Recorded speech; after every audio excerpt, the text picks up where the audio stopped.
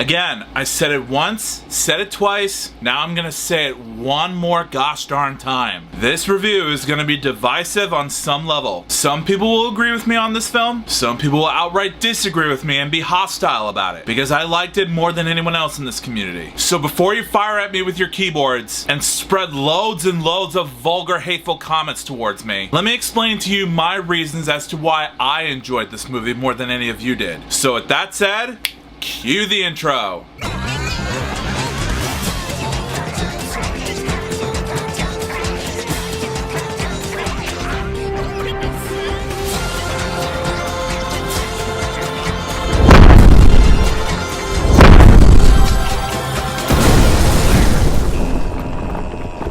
Yo, what is up, my Cinedroids? Jeeds that's here.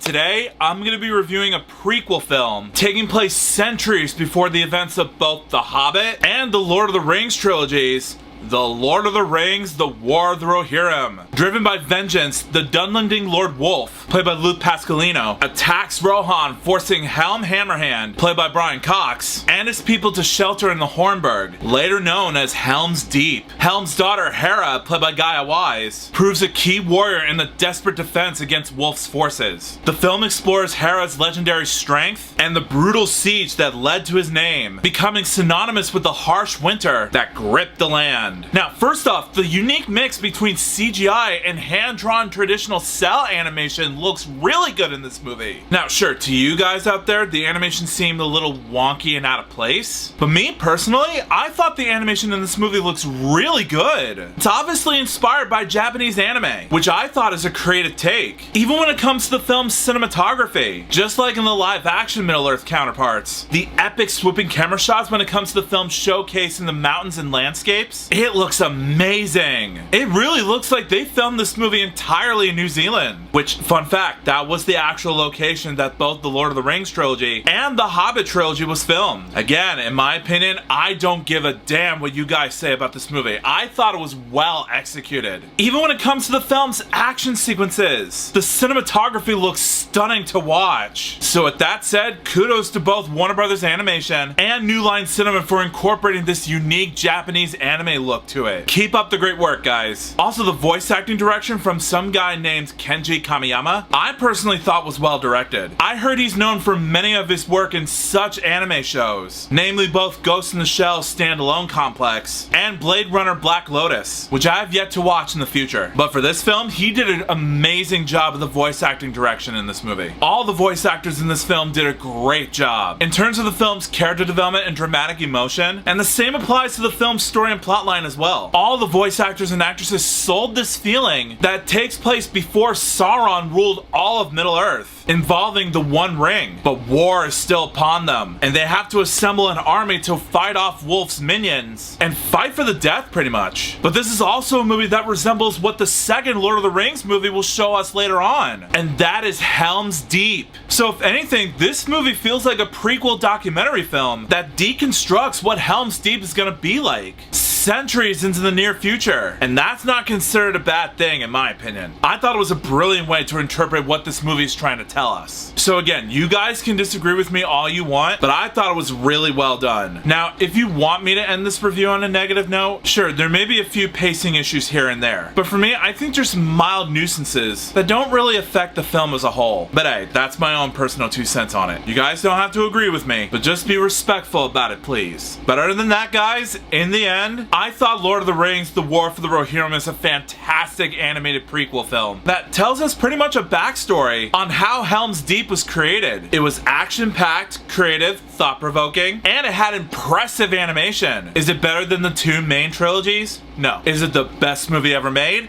No. Sure, I get it. But that still doesn't mean that this movie is considered a total train wreck like some people are saying now. And as a result, I rate The War for the Rohirrim a box office gold rating. Now, you guys don't have to watch this if you don't want to. That's your choice. But for those of you who are interested in this film, go for it. I highly recommend it. So, The Lord of the Rings, The War for the Rohirrim. Have you seen it? If you have, let me know in the comments what you thought about it. Do you agree with me? Do you hate my guts now?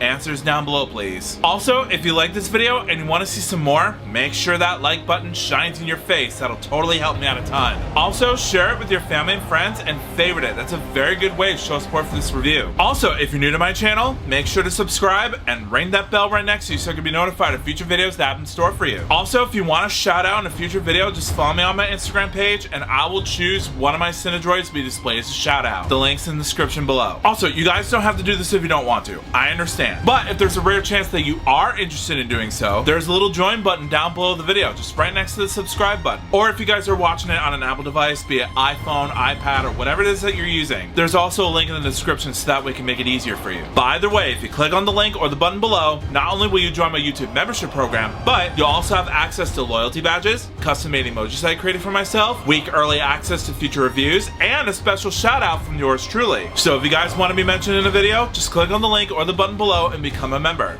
It doesn't cost you much. It only costs about $2.99 a month to join. So make sure you click on the link or the button and become an OG Cinedroid in no time. Also, I set up a Patreon page for you guys to check out as well. There will also be a link in the description so that way you can visit my page and gain access to up to 4 membership tiers. On my page, I post nerdy fan polls, book audio reviews, and I'm also planning to do movie/TV show episode reactions, both audio and visual, on my page as well.